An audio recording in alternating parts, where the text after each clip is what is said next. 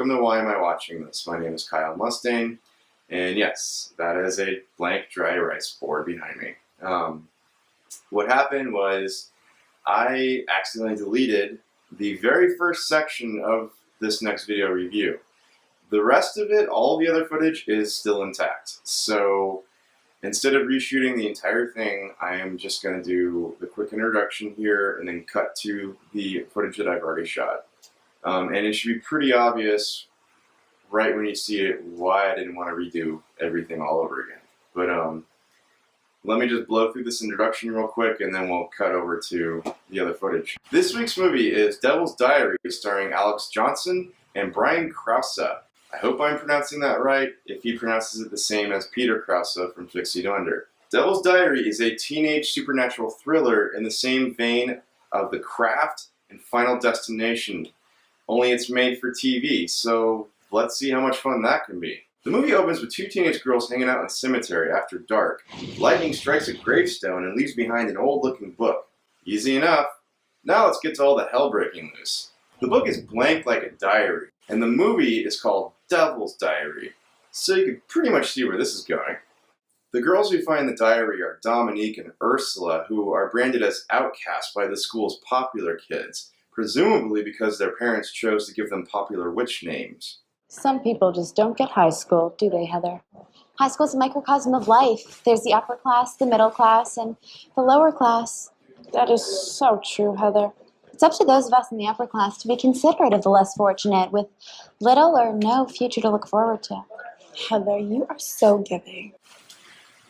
Alright, now I will return you to your previously scheduled program already in progress. And just for future reference, if you are working with a lot of video files and you are moving those back and forth between your computer and an external hard drive, make sure you label all of those files.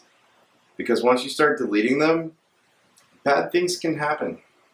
So, okay. Talk to you later.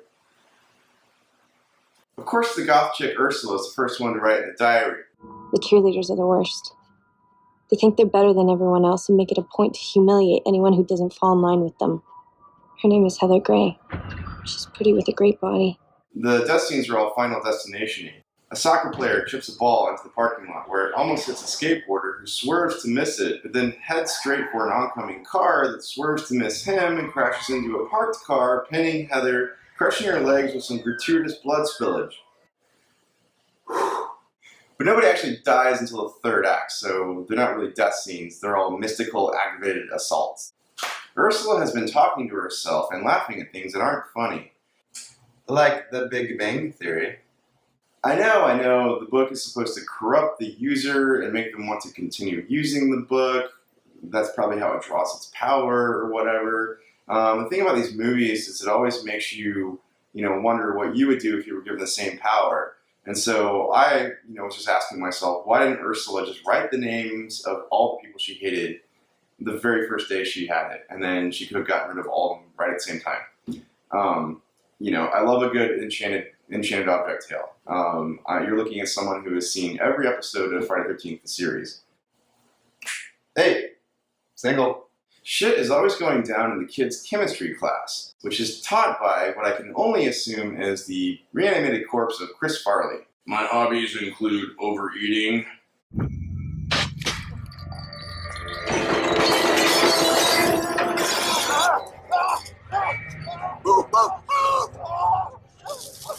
Seriously though, you think after the fifth kid in 1 week has a freak accident, they might make the teacher take a forced leave of absence or something?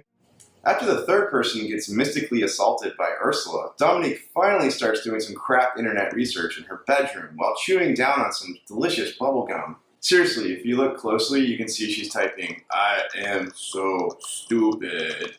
The guy from Charmed plays a priest who, of course, knows about the book, and he knows a guy who knows even more about the book. Thanks for coming, Father Sanchez. Time is not a luxury we have if Ephemeris Diaboli is truly being unearthed. Have you seen it? A young woman has it. Apparently she's already begun writing in it. Then we have no time. The book has started spreading its evil and will soon move into the hands of one with more ambition. Wait, so the devil keeps a diary? I bet he's also into Judy Blume novels. Are those even around anymore? I remember diaries as these little blank books where you were supposed to write your private thoughts, sometimes about wanting to kiss other boys. And then you would come home from school one day and your mom was reading it, and she would send you to a camp where they electrocute you and make you promise to quit pissing off Jesus.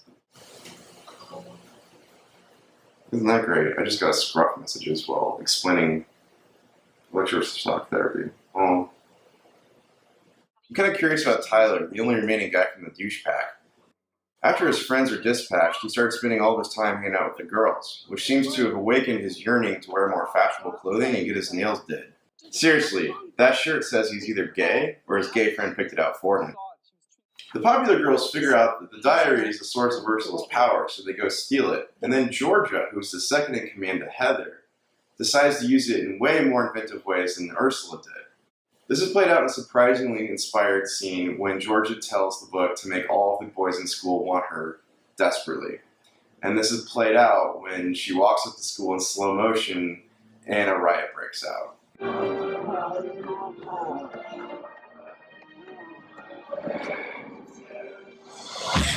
Seriously, when I saw this the first time, that cracked my shit up. One sick psychopath. Maybe. You're gonna be one very popular freak. Somebody should tell the director that when actors look directly into the camera, it's really unnerving. So whoever possesses the book becomes evil and has the power of the devil, which is kind of like the movie Fallen with Denzel Washington, which is actually a pretty good movie. Everything.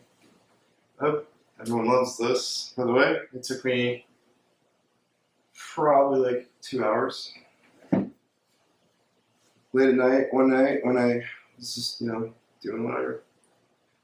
Got home from the library, I think I did this. Or Starbucks or something. It was really late. It was like 2 or 3 in the morning. I like doing shit like this. That's why I do this. I'm very caffeinated right now.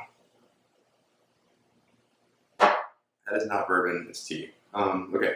There's a subplot thrown in about Dominique's stepdad or mom's boyfriend or pimp or whatever who's always hitting on her. This doesn't fit organically into the rest of the story because we don't know much about Dominique's mom other than that she has a job which requires Dominique and the creepy boyfriend to be left alone together for entire evenings worth of sleaziness. Seriously, every line out of this guy's mouth is a blatant rape threat, and for some reason the mom doesn't notice. You missed dinner. Your mother worries about you, Dominic. So do I. Well, don't, Frank. I'm a big girl. I can take care of myself. Well, I got no doubt about that. I'll do my homework. Sure. That's a good idea. This week's gay moment. I get too much joy out of that. This week's gay moment comes when Georgia, who remember told the book to make all the guys in school want her desperately, tells 2 guys that nothing turns around more than seeing guys kiss. So one turns to the other and says, "Don't tell anyone," and they kiss.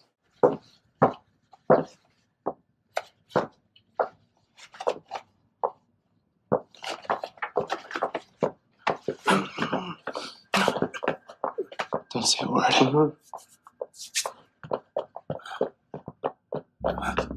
Score. Fucking A, score.